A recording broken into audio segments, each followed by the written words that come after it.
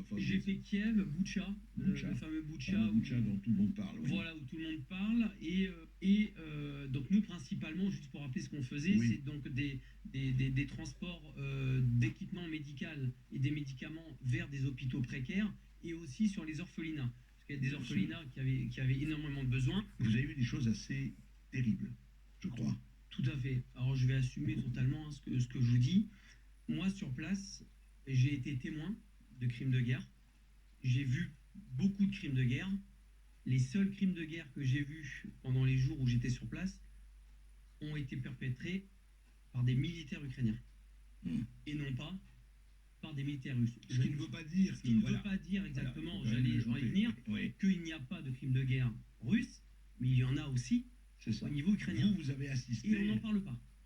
Ouais. C'est ça, moi. Quand je suis rentré en France, j'ai été extrêmement choqué, même des personnes qui sont invitées sur les plateaux télé à droite à gauche.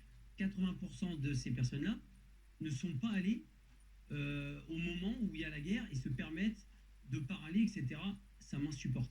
Parce que entre ce que je vois et ce que j'entends sur les plateaux télé et ce que j'ai vu sur place, il y a une autoroute. Ouais. Pour moi, c'est abominable. Je vais par exemple parler des militaires Azov. Oui. Les militaires Azov, à la base, Mais vous avez sont- vu où ils étaient, ils sont alors, partout. ils sont partout. Ah, pas ils sont seulement à partout, même à Azovstal ou etc. Même à où Lviv. on dit, Ils hein, sont même à Lviv à même à l'ouest. Oui. Ils ont leur scratch hein, avec vous savez, le beau scratch néo-nazi. Hein, ça se tient aussi à le dire.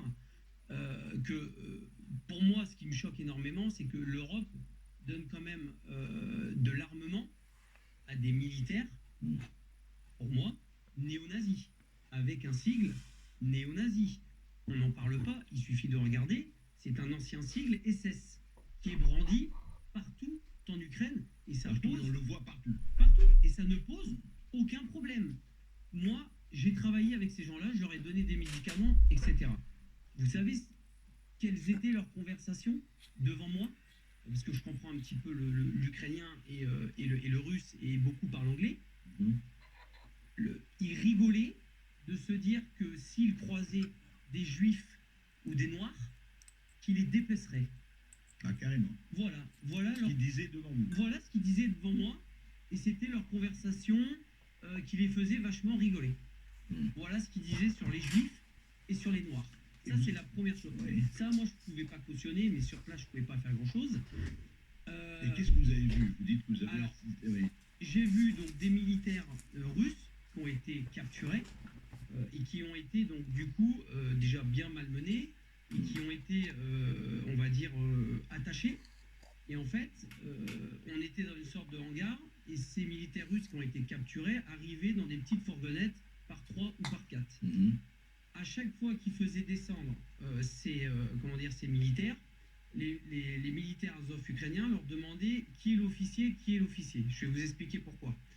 Ou ils répondaient pas, ou ils répondaient. Chaque militaire qui descendait de cette fourgonnette se prenait une balle de Kalachnikov dans le genou. Alors qu'ils étaient sans défense, Et qu'ils étaient mal attachés. attachés. Ouais. D'accord? Ce que je suis en train de vous dire là, j'ai des vidéos qui l'attestent. Sinon, je ne me permettrai pas de sortir des trucs pareils. J'ai des vidéos où on montre des militaires russes en train de se prendre des balles dans le genou. On ne sait pas trop pourquoi, parce qu'ils ne répondent pas à des questions. Et les gens qui avaient le malheur donc de dire c'est moi l'officier, se prenaient une balle dans la tête. D'accord. Voilà comment ça se passe à Systématiquement. Boutcha. Voilà comment ça se passe en Ukraine, du moins pour le bataillon ukrainien Azov. Ils pourront dire ce qu'ils veulent. Moi, j'étais là, j'ai vu ce qui s'est passé. Tout ça, on n'en parle pas. C'est vraiment